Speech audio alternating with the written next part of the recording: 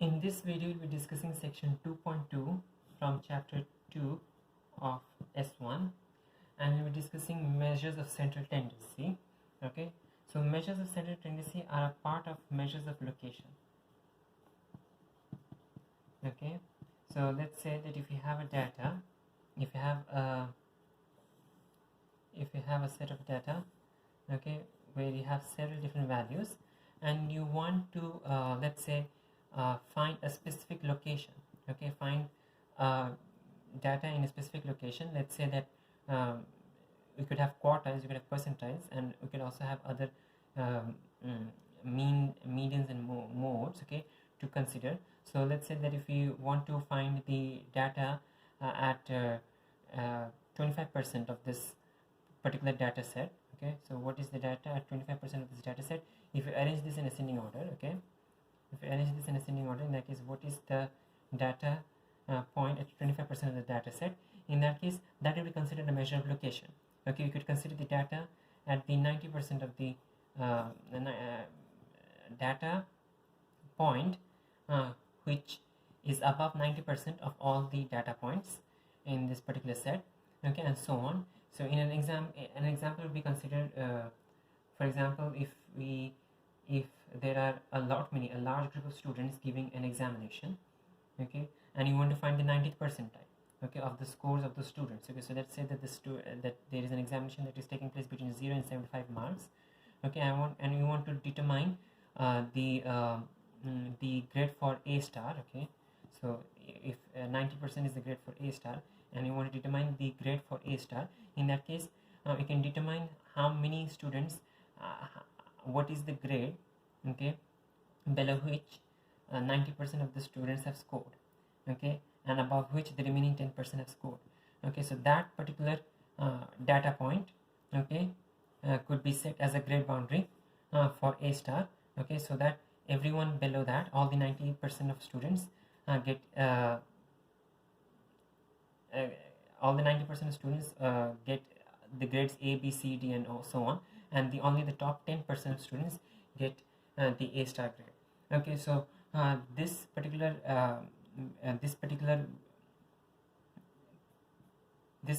data point would be considered a measure of location, because you're trying to find the 90th percentile of this data.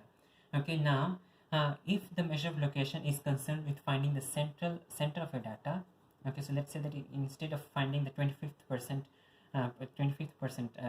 this first percentile, okay, the lower percent, the 25th percentile, or the lower quartile, or the 90th percentile, and so on, instead, if you want to find the center of the data, in that case, this would be referred to as a measure of central tendency.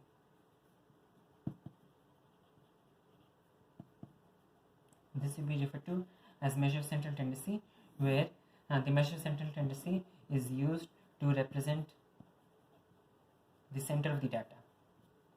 Is used to represent the center of the data, or maybe even the data as a whole. If you want to represent that, let's say if this point over here is A, in that case A could be said to be representative of the entire data, as long as you mention that it is the center of the data. Okay, in this section we'll be discussing 3 different measures of central tendency, okay, and these are all topics that you learned back in IGCSE mathematics. Okay, measures of central tendency are used to represent the center of the data. Okay, these are a specific kind of the measures of location. Okay, because measures of location could be anywhere along the data. You could have 10%, 30%, and so on. Measures of central tendency are of 3 types. We have modes, we have medians, and we have means. Okay, in general, measures of central tendency, we can sometimes call them average. Okay, even though by average most of the time we are referring to mean. Okay, the correct name for mean is mean and not average. Okay, now we have mode, median, and mean. Mode is the number or the class that repeats most often. Okay, mode is the number of is the data value or the class that is repeating most often. Median is the middlemost value. Okay, median is the middlemost value. So if you arrange the data in ascending order, if you arrange the data in ascending order, in that case median is going to be the data right in the middle. Okay, so now we to find the data right in the middle, okay, if you have a single value, let's say that if you have 13 data values, okay, so there are 13 data values. In that case, the median is going to be the 7th data value, okay, because you'll have 6 on the left side and 6 on the right side. The 7th data value, after you arrange it in ascending order, okay, the 7th data value is going to be your median. Okay, in case you have 14 data values, okay, let's say that you have 14 data values which you have arranged in ascending order, okay, if you have 14 data values which you have arranged in ascending order, in that case the median is going to be the 7th data value plus the 8th data value by 2. Okay, you'll be taking the mean of the 7th and the 8th data value, and that will be your median. The mean is going to be the sum of all of them divided by the number of observations. So that is going to be x bar is equal to sigma x by n. Okay, x bar is equal to sigma x by n. Again, these are topics that we already learned back in IGCSE mathematics. The mode is the most repeating data value or class, and the median would be the middle value. Okay, so sometimes you might be getting you might be getting the answer pretty easily. In other cases, you might have to take the average of certain values, okay, of the middle two values, and the mean would be x bar is equal to sigma x by n. Okay, in other words, you're taking the sum of all the observations divided by the number of observations. Okay, sum of all the observations divided by the number of observations, and that is going to be your mean, which is represented by x bar. Now for median, you do need to be careful that the data needs to be arranged in ascending order. And coming back to mean, let's say that if you are given two different means, okay, let's say that we have a sample of size n1 and that has got mean x1 bar, and a sample of size n2 and that has got mean x2 bar. In that case, if you want to find the overall mean, okay, the overall mean, okay, again the overall mean is going to be x bar, and you need to find the overall sum.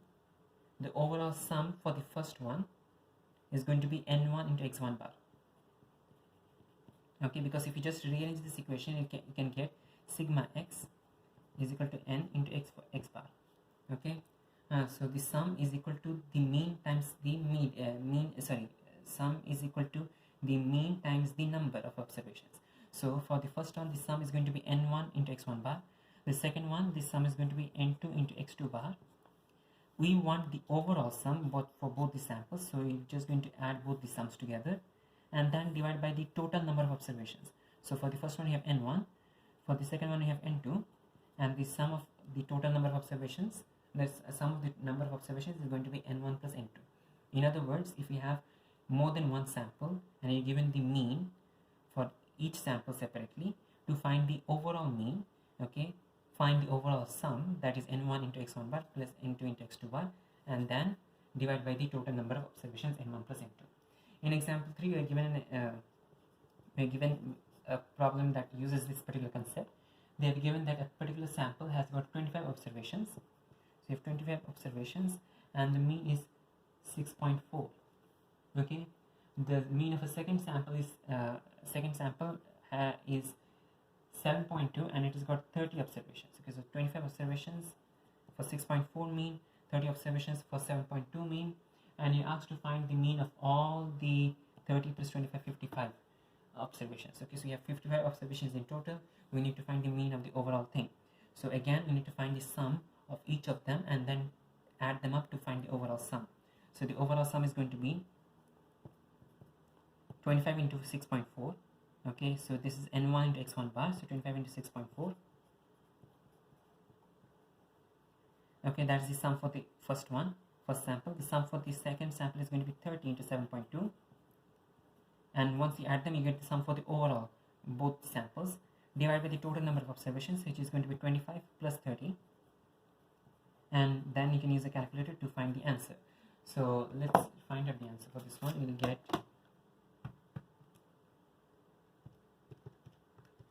25 into 6.4 plus 30 into 7.2, the whole divided by 25 plus 30 is equal to 6.84 to three significant figures. Okay, 6.84 to three significant figures. Now we are done with the question, but in case let's say that they give a different question, such that that we have a second part of the question where they say that there is a new observation and the observation has got value 6. Okay, there is a new observation and the observation has got value 6, and they're asking us what that 6 is going to do to the mean over here. Okay, so notice that since the mean is 6.84, okay, and you're adding a value that is not equal to the mean, the overall mean is going to reduce. Okay, so if you're adding a value which is less than the mean, okay, the mean will reduce. If you're adding a value that is greater than the mean will increase. If you're adding, let's say instead of 6, if you're adding 6.84 exactly, in that case the mean will remain the same. Okay, it will remain at 6.84. okay, so again repeating what he said over here, if you add a value, if you add another observation which is less than the mean, in that case that particular value will reduce the overall mean. And if you add an observation that has whose value is greater than the mean, in that case it will increase the overall mean. Okay, now before continuing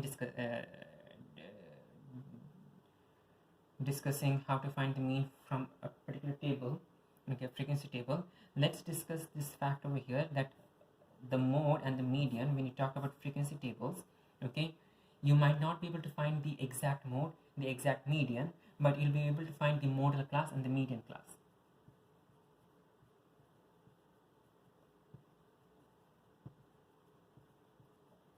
Okay, if you're given classes, in that case you'll not be finding the exact value, you'll be finding the modal class and the median class. And continuing with our discussion, if you have mode, median and mean, the three measures of central tendency, okay, and if you are asked to find, if you're asked to comment upon which one of these three is the best measure of central tendency for a particular question, the answer will depend on the question itself. Okay, if you have qualitative data, in that case by default the answer is going to be mode. Okay, if you have qualitative data, in that case by default the answer is going to be mode. Okay, so let's say that if you have colors, okay, of if you have a ball with if you have a bag with several balls in it, and your data is the colors of those balls, in that case the color, you cannot actually determine a median or a mean, okay, because you don't have any numerical data over there. Okay, so for qualitative data you'll be using mode. Okay, or sometimes in case if you have a mode that is better than the mean or the median, okay, which will be very less frequent, in that case sometimes the mode might also be preferred for quantitative data, but in most cases mode is going to be used for qualitative data only.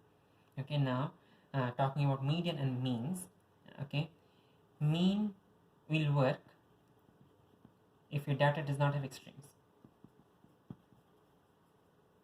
Mean will work if there are no extremes, and if there are no extremes, okay, if there are no extremes, in that case what will happen is that because your mean is taking sigma x by n, notice, okay, your mean is calculated by taking the sum of all the observations and dividing by the number of observations. So this mean is affected by every value, is affected by every observation.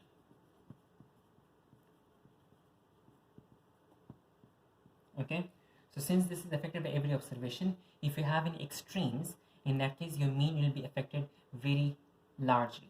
Okay, so let's say that in the previous example, when you had 6.4 for the 25 observations and 7.2 for the 30 observations, instead of adding 6, let's say that you add 100. Okay, if you had if you have a new observation 100, we know that since 100 is greater than 6.84, the mean is going to increase. But how much is it going to increase by? Let's calculate the entire thing. We get 25 into 6.4 plus 30 into 7.2. Okay, the same thing repeats. 25 into 6.4 plus 30 into 7.2 plus your new observation is 100. The whole divided by, this was 25 plus 30, 55. Now we have a new observation, so that's going to be 56. And in this case, you'll be getting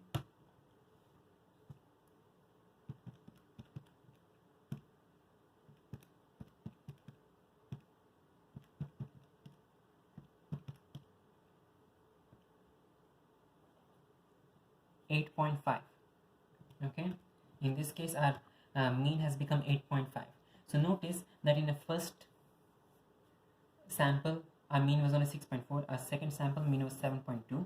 okay, now our mean has become 8.5, and that is because of this extreme value 100. okay, because all the other values, all the other 55 values are less than 8.5, only one value is above 100, and that extreme value has caused a mean to increase dramatically. okay, and this mean is not representative of the entire data, okay, because this mean is affected by the extreme. okay, so this mean is not representative of the entire data, and in these cases when you have extremes, the median is the better answer.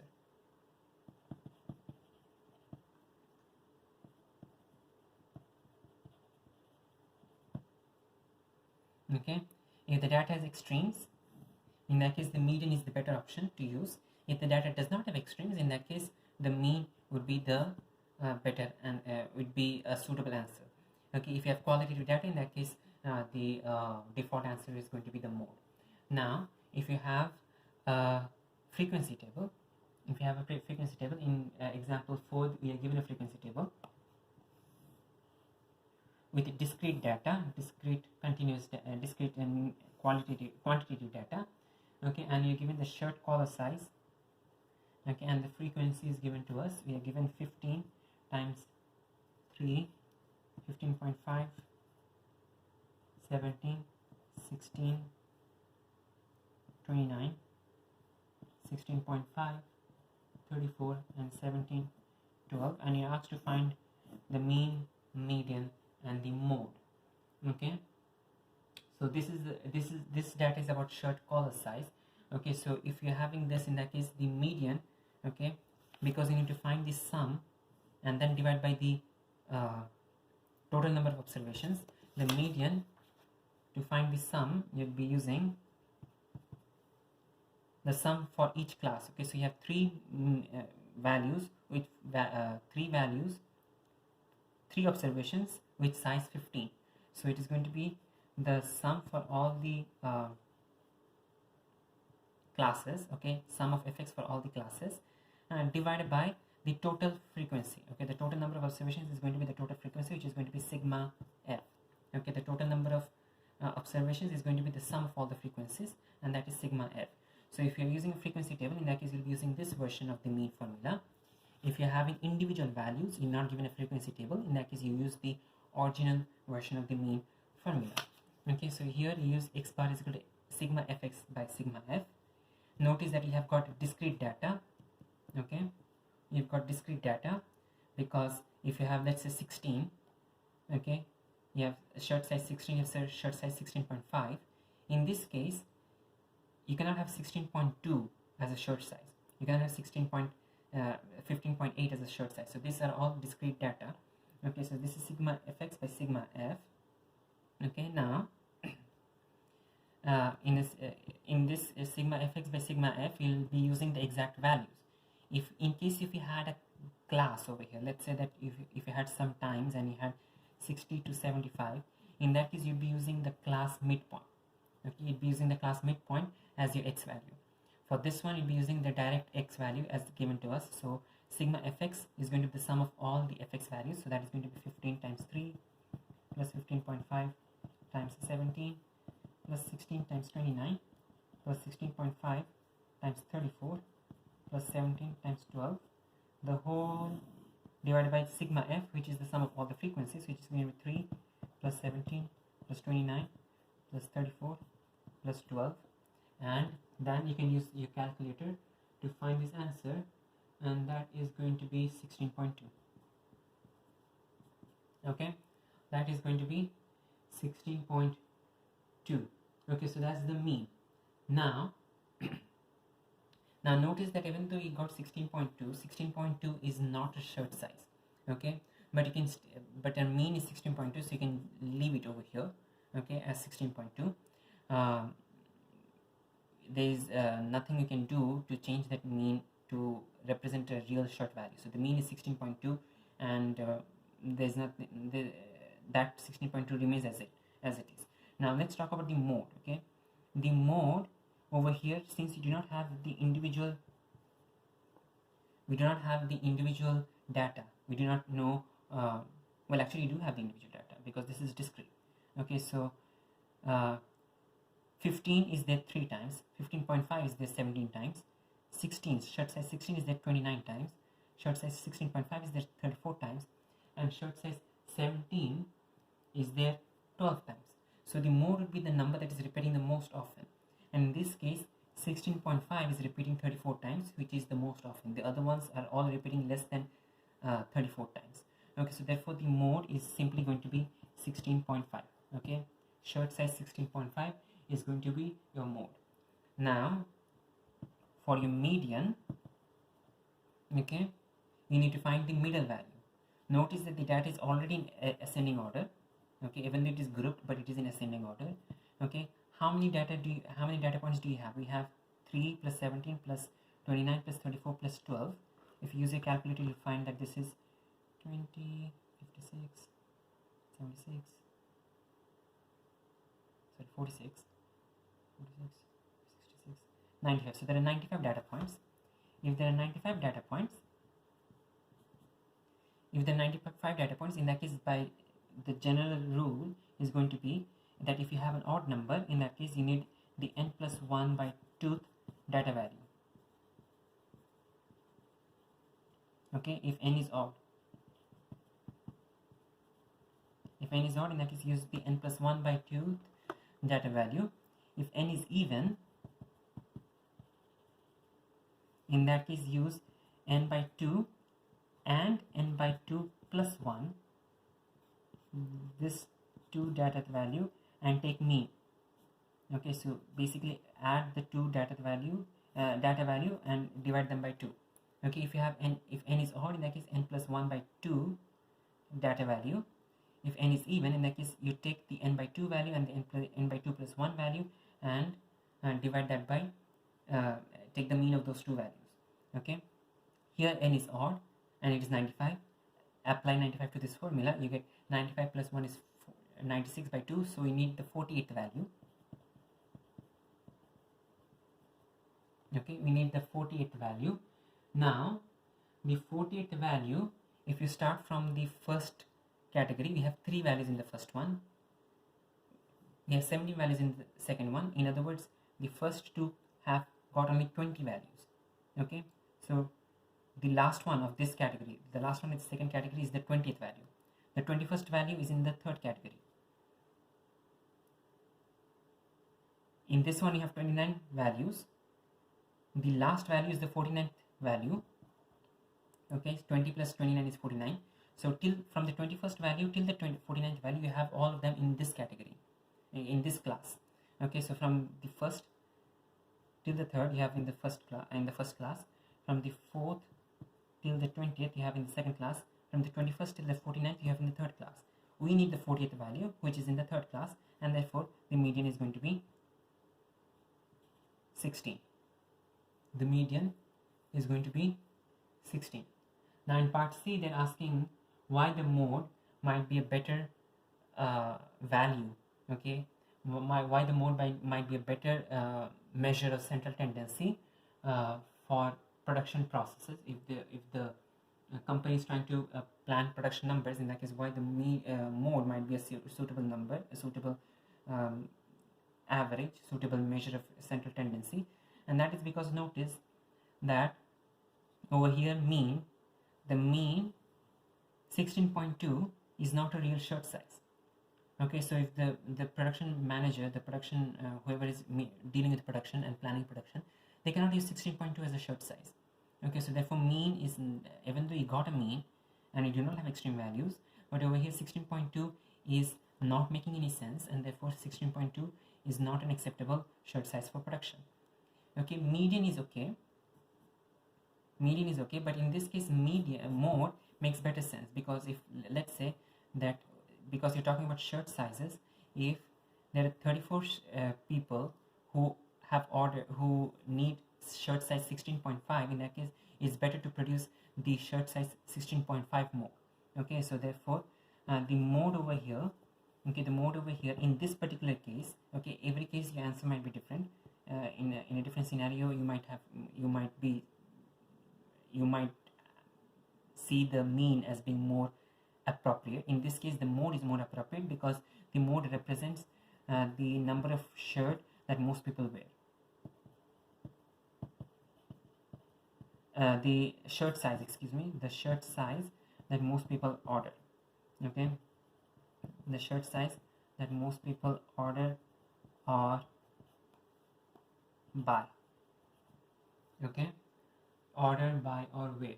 Now let's consider an example. In this case, you have discrete data, but if you have continuous data, in that case you'll have to use the midpoint of every class to calculate your mean. So in this, we're doing example 5 from page number 12, and this one we have the length of pine cone. Okay, the length is given in millimeter for pine cone, and you're given the frequency as well, and we are given 30 to 31. The length of pine cone to the nearest millimeter is given, so 30 to 31, 32 to 33, 34 to 36, and 37 to 39. And we have over here 2, 25, 30, and 30. And they're asking us to find the mean, median, and the mode. To find the mean, okay, the mean is x bar. Okay, to find the mean, notice that you cannot find the exact mean because we do not have the exact values. Okay, this we'll be using the midpoint. So that the midpoint of the first class is 30.5, but you do need to be careful. Notice that you have 31 and 32 here. Okay, we do have a gap here. Now, is this gap not being considered for our data? Is this gap like completely out of our data? The thing is, this gap is a part of our data because our data is continuous. Okay, so it is possible that a pine cone be 31.2 millimeter.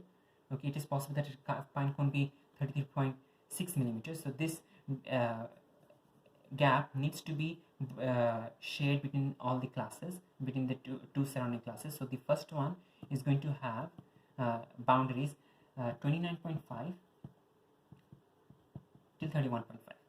29.5 till 31.5. The second one is going to have from 31.5 till 33.5. Okay, and as we discussed back in section 2.1, it is the first one is going to have classes 29.5 is less than or equal to L, which is less than 31.5. Okay, 31.5 is not there in the first class. 31.5 is in the second class.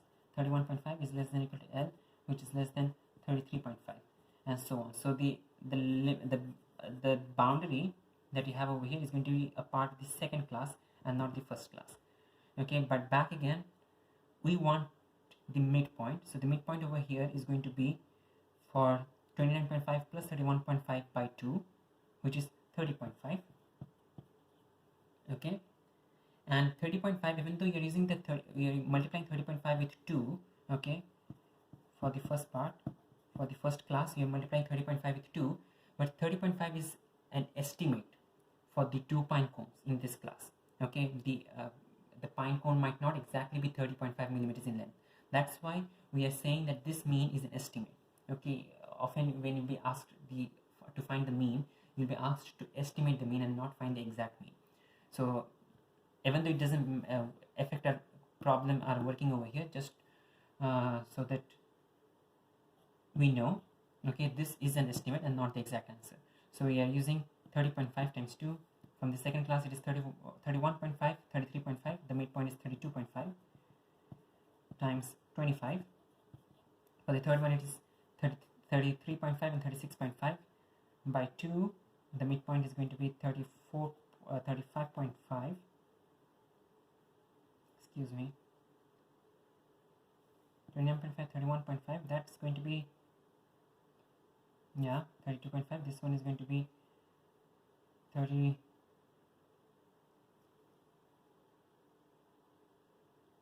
and 36.5. The midpoint is 35. Okay, be careful about the class width. Over here the class widths are not the same. Okay, the first one has got class width 2, the second one has got class width 2, the third one has got class width 3, the final one has got class width 3 as well. Okay, so we keep track of that. 35 times 30, then we have for this one you have 36.5 and 39.5. Take the average of those two, you get 38 times 30 divided by the total frequency, which is 2 plus 25 plus 30 plus 13, and then use your calculator. So this is the application of the formula x bar is equal to sigma fx by sigma f. Okay, we are doing all fx by using x is the midpoint.